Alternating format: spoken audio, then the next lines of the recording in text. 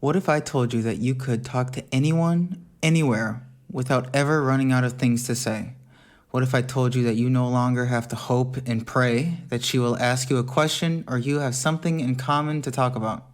Today, I'm going to show you exactly how to do that. Hello, welcome to the channel. I am Professor Globe, where we discuss many aspects of glowing up and give real scientific research and practical advice that you can apply immediately.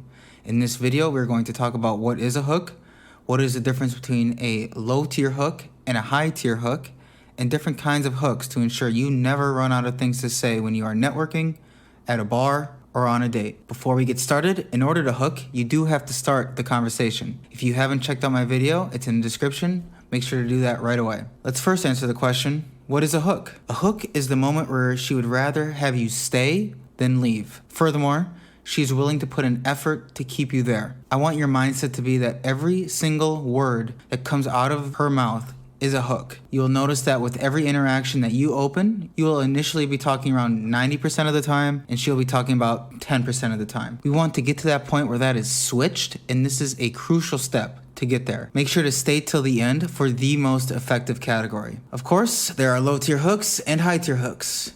What are low-tier hooks? Low-tier hooks give you no follow-up to work with. Some examples would include if they say hello, yes, no, maybe, thanks, fine, etc. Yes, even good-looking people can get rejected for this reason. Of course, they have a slightly longer buffer, but if the conversation sucks, she will still lose interest. I have good news though. There are only a few low-tier hooks, but there are plenty of high-tier hooks. What is a high-tier hook? High-tier hooks are words they are saying that give you plenty of useful information. These would include hobbies, jobs, food, travel, movies, books, music. You get the idea. Basically, where the answer doesn't require a low-tier hook. Now, I know I am guilty of this. Even if they give you a high-tier hook, you ignore it and ask another question. We've all seen this, right? Where are you from? Miami. What do you do? Nurse. What's your favorite food? Sushi. Remember, this is a conversation, not an interview. How many of you have thought, why am I saying this? This isn't me. She's not seeing me.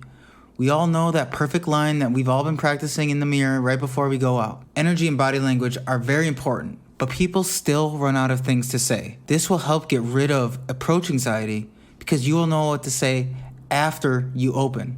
How do we turn this into a conversation and not an interview? I have 7 categories you can draw ideas from.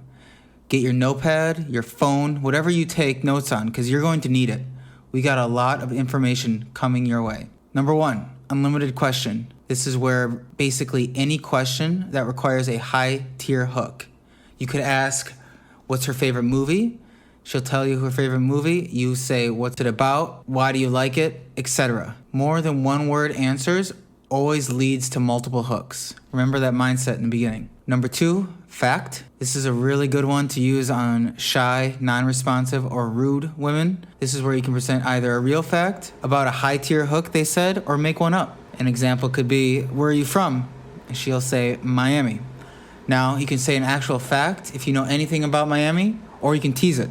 You know, I actually read an article online the other day that said 80% of people in Miami can't swim. Or I just read on Instagram, really want you to sell this. I just read on Instagram that 60% of people from Miami secretly wish they were from Tampa. They won't get mad. They'll likely laugh. Then you can say, I mean, if you don't believe me, you can look it up and just text me. Boom, you just got her number. I really want you to come off slightly cocky and slightly arrogant here if you are going that teasing route. Number 3, challenge or opinion, however you want to categorize it. You can also apply some of your self-amusement to this as well. You can ask her her favorite type of food, and she'll say sushi. You can challenge that and say, that's so basic. And I think it's massively overrated. She'll test you, so you must be congruent if you are coming off slightly cocky and arrogant. So I really want you to sell it.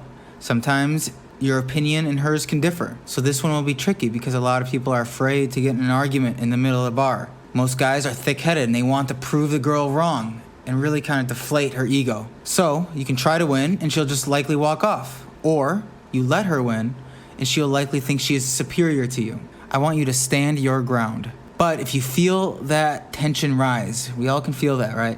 I want you to diffuse it by saying, look, we will never agree with this, right? She'll say, right. I want you to acknowledge that and say, don't you just hate it when people agree with everything that you say? I love that you won't back down. You and I are actually strong. This says we're not like those guys. We're different.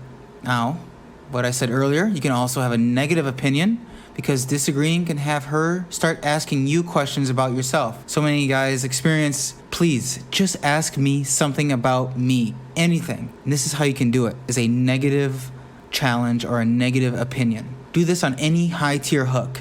Remember, I don't want you to apologize. And if you feel that conflict arising, diffuse. Number 4, humor. We all know humor can be extremely powerful. Look at Pete Davidson. Notice how people describe your overall personality is usually directly related to your humor. This is where that self-amusement comes in. If you find it funny, she will likely find it funny. What happens if she doesn't laugh? A very common question. Most guys will go, so anyway, I don't want you to do that. Do this instead. Find out what your sense of humor is called. Is it dry? Is it dark? Is it stupid? Then you can role play with this. You can say, you and I don't share the same sense of humor. I have a really dry sense of humor, and I think this is done. Look, I'll keep the dog, you keep the house, I'm gonna talk to my lawyer in the morning.